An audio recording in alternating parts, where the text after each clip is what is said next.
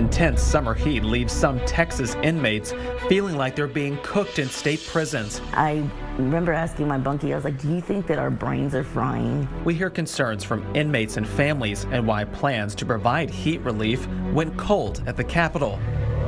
Lawmakers returned to the Capitol to take another shot at property tax relief. They're pushing the same plans that failed before, but now there's new hope for a deal to help homeowners. The race for president heats up with a high-profile rally in Texas. As president, we are going to fully deputize all state and local governments to be able to enforce immigration law. And he's not the only one heading to the Lone Star State. Why candidates are looking to the border to boost their campaigns. Produced from the Capitol in Austin and airing statewide, this is the award-winning State of Texas. Hello and thank you for joining us. I'm Will Dupree. Josh Hinkle is off this week. As Texas faces intense summer heat, people locked up in our state prisons are describing excruciating and dangerous conditions. The majority of units do not have air conditioning in the cells. That's causing health concerns for inmates and prison workers. Ryan Chandler brings us some of their stories and the failed fight for change. It is suffocating. It's terrifying just to feel like you're cooking. And I remember asking my bunkie, I was like, do you think that our brains are frying? At the Lucille Plains State Jail near Houston, the maximum sentence is 2 years. But 2 summers was enough to make inmates like Maggie Luna feel like they were facing life. All of these women that were suffering with me had not a lot of time and feared that they were getting death sentences. They would come in with a temperature gun, and it would be like 120. And we would hear them call that out and be like, and they just turn around and walk away and leave us all cooking in here. Those still inside, under this June's scorching Texas sun, are sending desperate letters. These are things that are really, really hard to read as a mother. Yvonne Stone's son Kevin wrote her this week, saying he has vomited and passed out. These big, huge concrete and metal buildings turn into ovens. I mean, he wrote one night, it was 2 o'clock in the morning, because he puts the date and time on his letters a lot of times. And he's like, it's 121 degrees in here. TDCJ tells us protecting employees and inmates is core to their mission, saying they take numerous precautions to lessen the effects of hot temperatures, and these efforts work. Among those efforts, providing respite areas with AC, as well as water, ice, and fans, and prioritizing inmates for cooled cells with a heat sensitivity score. So far this year, they tell us 4 inmates have required medical attention beyond first aid for heat-related injuries. 9 employees have also suffered heat-related illnesses. Instead of having somebody focus on keeping people cooled down when they're about to stroke out, we should be providing AC, so that's not even a problem that we have to worry about. This legislative session, State Representative Carl Sherman passed a bill to do just that out of the House Corrections Committee. If we're paying our tax dollars to house individuals who have been incarcerated under the custody of the state, and they're in conditions that are worse than our animal shelters, I think we're accountable for that. It never got a debate in the full House. We have the resources, and we still have surplus, but there is not a will to provide AC in the housing unit. So, it's intentional. The summer sun here to stay, with no relief on the horizon. We need to start by focusing on what we're incarcerating. Is incarceration truly to build better humans, to become better neighbors, or is it torture? Ryan Chandler joins us now. Ryan, thanks for being here. This issue, since the story has been shared, has only gotten worse. We've learned of a few more deaths just in the last week. What have inmates shared about the conditions they're experiencing? Well, Will, we now know of at least 5 deaths in TDCJ prisons in the month of June that were caused by heart attack or from cardiac arrest. We heard a heartbreaking story from a family of an inmate in Huntsville. He was 35 years old. He died of cardiac arrest while mowing a lawn outside his Huntsville unit. We heard another story of a 33-year-old man found dead in his prison in Houston. And just as recently as Friday morning, we learned of a 37-year-old woman who was found unresponsive, dead in the Lane Murray unit in Gatesville. So we can't say for sure that all of these were caused by heat-related heat stroke or heart issues. But what we do know is that all of these prisons are unair conditioned. Young men and women like this do not typically die of cardiac arrest unless they have significant triggers. All this really raises what a solution for it is. Is the state bringing forward any kind of effort to be able to address this? TDCJ has tried to alleviate the issue as best they can within their own budget. They have been putting in more cooled beds. In fact, since 2018, they've installed about 3,600 beds that do have air conditioning. They have another ongoing project to add about 6,000 more, but still, that is just a fraction of the total inmate population. About 70% of all of TDCJ's prisons do not have full air conditioning. 14 of them have none at all. So, to your question about what can the state do, this is a straightforward problem, right? It is a question of priorities and a question of money. And the Texas House this past legislative session did actually appropriate more than $500 million to install and mandate air conditioning in all Texas prisons. That failed to get a vote in the Senate. Senators there have not shown any willingness to do this. They say we don't have the money. That was false in this session with a historic $33 billion surplus. But more to the finer point, they say that they just don't want to do this. So we still lack the political will to air condition our prisons. And unfortunately, it's only going to get hotter this summer. Ryan, thank you so much. Unfortunately, yes. Thank you. Governor Abbott calls lawmakers back to the Capitol, pushing them to make a deal to lower your property taxes. The promising and not so promising signs to close the divide on tax relief. Tracking opioid overdoses in Texas, how a new state law could improve information and save lives. Plus, campaigning in the Lone Star State, the reason why Texas is already looming large in the race for the White House.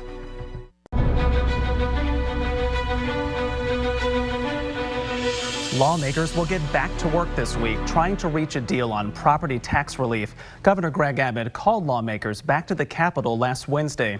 The House and Senate have been at odds for months. Each passed plans with different approaches to cutting property taxes, and little changed on the first day of that second special session.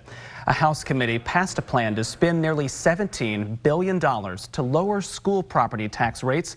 That's the governor's preferred plan. He calls it a step toward permanently eliminating property taxes.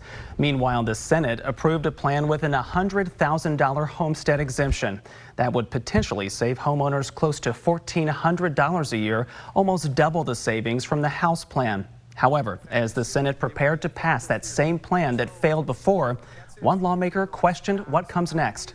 What can we as a body do differently this time in our negotiations with the House to get us to yes in this historic moment of property tax relief? Because all of us want it. Part of the answer to that question came later in the day.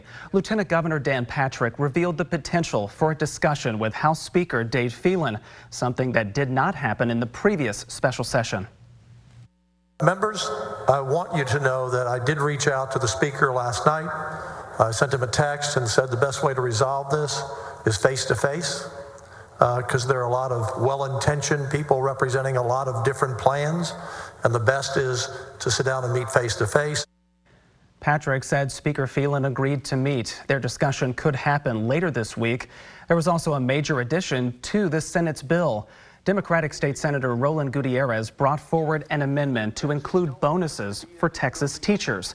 It funds an extra $2,000 for teachers in districts with 20,000 students or more and $6,000 for teachers who work in smaller districts. That property tax plan, along with the amendment, passed the Senate with unanimous support. The race to be your next president is drawing more candidates to Texas. And they're trying to exploit what they see as the most important issue for Republican primary voters. Why the Lone Star State is already playing a key part in the campaign for the White House. Plus, tracking opioid overdoses in Texas, the mapping tool first responders say will help save lives.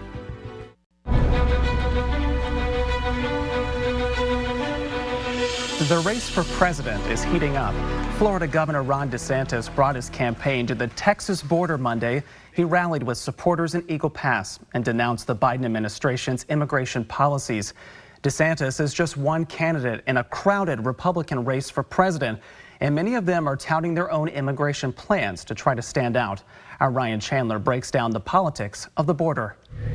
The states should be permitted to send people back. That is what you need to do.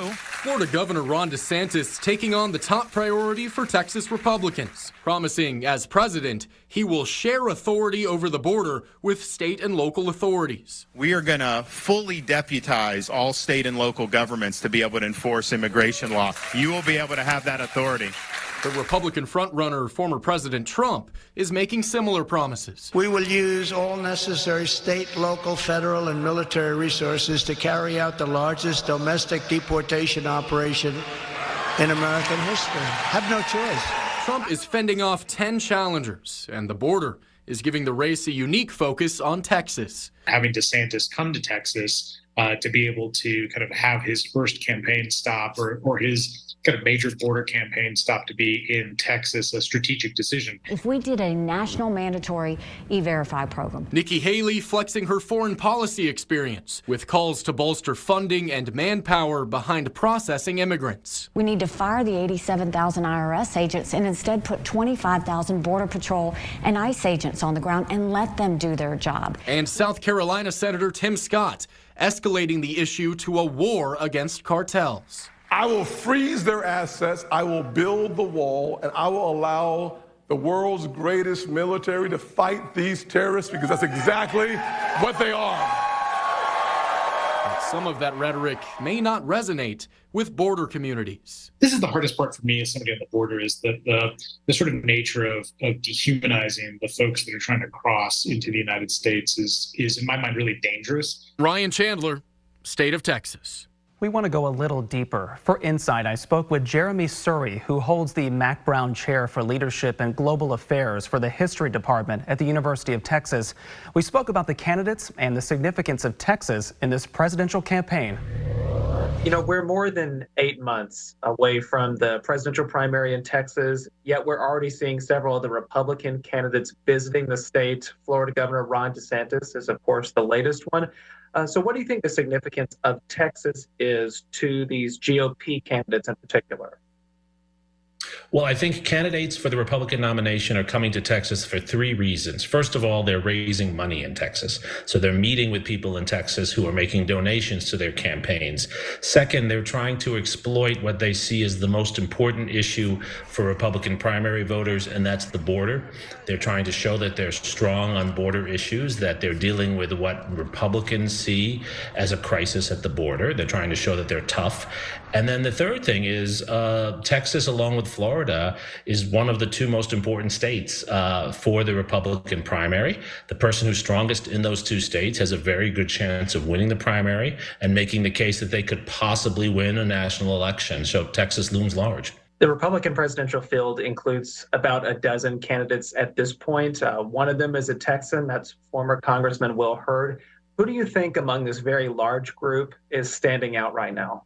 So Donald Trump obviously receives the most attention of all the candidates. He's a former president, and he has so much legal trouble that keeps him in the news in so many ways. After Donald Trump, I think Ron DeSantis has obviously generated a lot of interest. His candidacy has gone up and down in its support, but DeSantis hopes that he can make himself the successor to Donald Trump.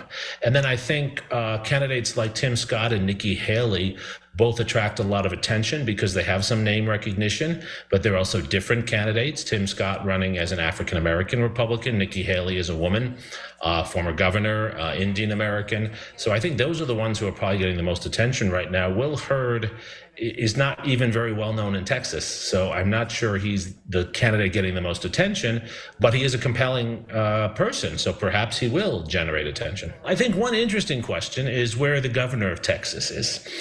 We know that Governor Abbott has presidential aspirations.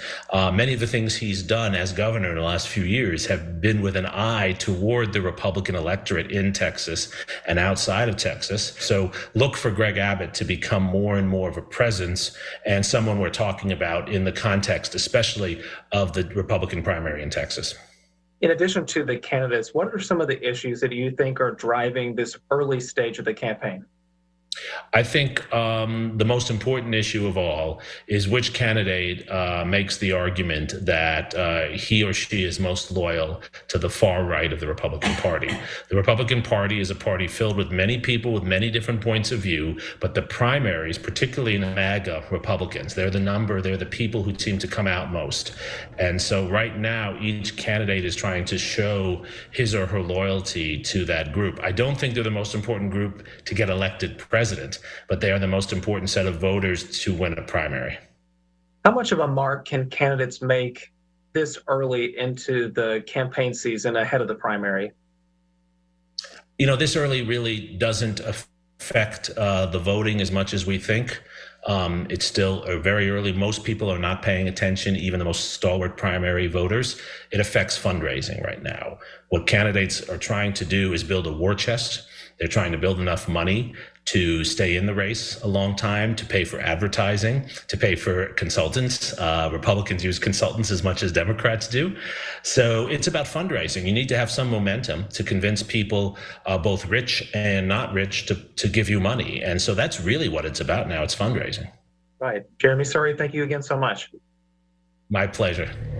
Already 15 candidates officially declared that they are running for president, and we have a quick way to help you learn more about each of them. Right now on our website, we have a full list of the candidates who declared for the two main parties. We have a short bio for each of them and links to their campaigns. Just look for the link in the State of Texas story in the Texas Politics section of our website.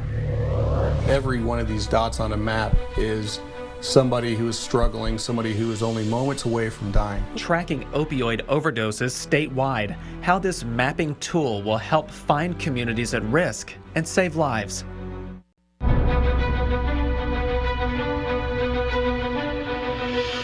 For years, our investigators detailed concerns over the need to track overdoses, specifically fentanyl-related deaths. Now a new state law just passed that will make it mandatory to report cases across Texas, making it easier to map opioid overdoses in real time. As investigator Arzo Dost explains, fewer than a dozen agencies already voluntarily use this mapping tool in Central Texas, but the new law aims to expand that.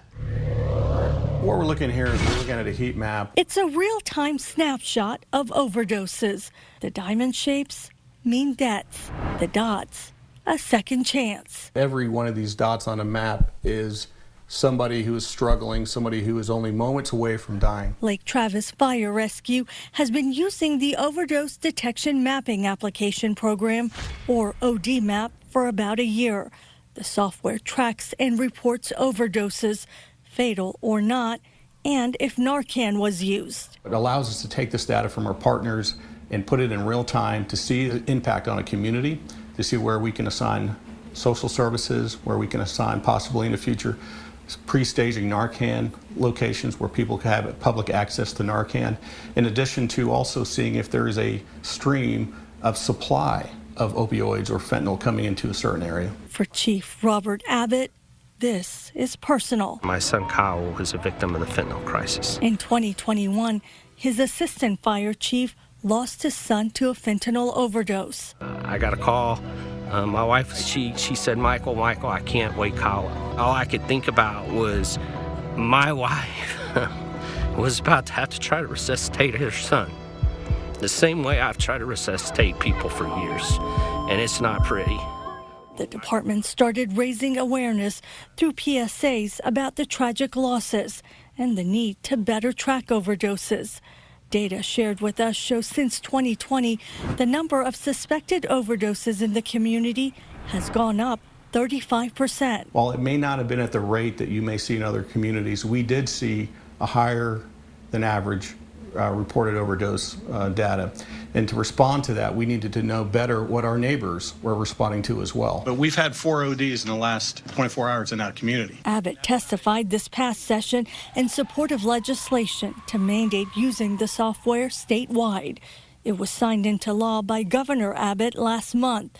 Texas is now among 10 states with similar requirements. We need to be able to measure where overdoses are occurring. We know it's happening far too often across our state, but we need to be able to see, if there's a concentration in a specific geographic area within a certain length of time, then that tells public health officials, first responders, law enforcement that there's some issue going on there, and we need to intervene before there's more overdoses. State Representative Chris Turner, who authored the House bill, says he was initially concerned about privacy and making sure it's protected. This database is not going to include names. It's not even going to include exact addresses. In no way is going to jeopardize anyone's personal privacy. That's the last thing we would want to do. We're trying to save lives. It's a tool Abbott says has helped his first responders.